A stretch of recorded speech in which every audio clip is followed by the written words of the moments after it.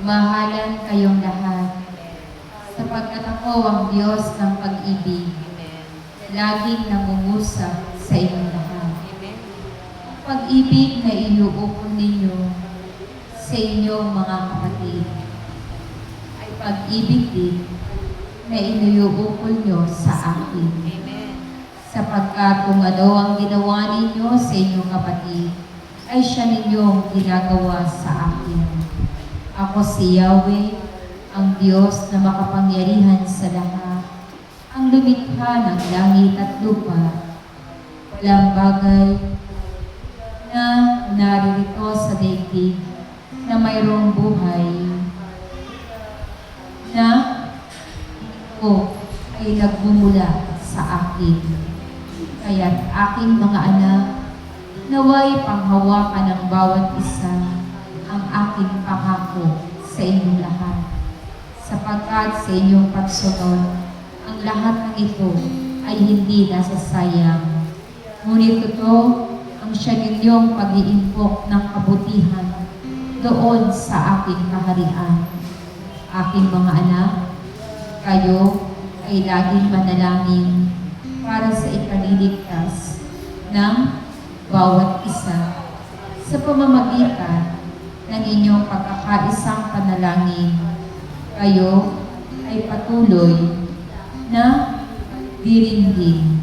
Kaya't aking mga anak, kayong mga naririto, naway batid ninyo ang bawat tungkulin ng bawat isa. Mahalaga ang lahat ng ito. Kayo'y pinuno ko ng karunungan at kalakasan. Kung kaya, anuman ang inyong tungkulin, ito ay inyong gampanan ng buong pag-ibig at ng buong kababaang loob. Ang taong naglilingkod ng mayroong pag-ibig, ito ay nagtatagumpay. Ang taong nagiging matapat sa pagsunod sa kalooban ng Diyos, ito ay may kalakip na gantimpala.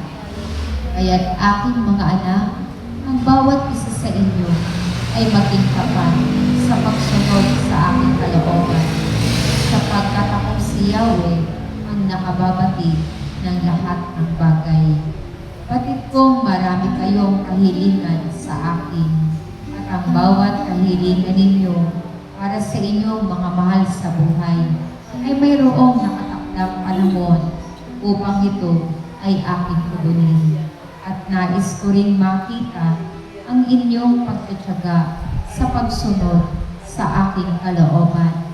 Kaya't aking mga anak, dumating man ang ulan, dumating man ang init, naway hindi ito ang maging dahilan upang kayo ay hindi makasunod sa akin.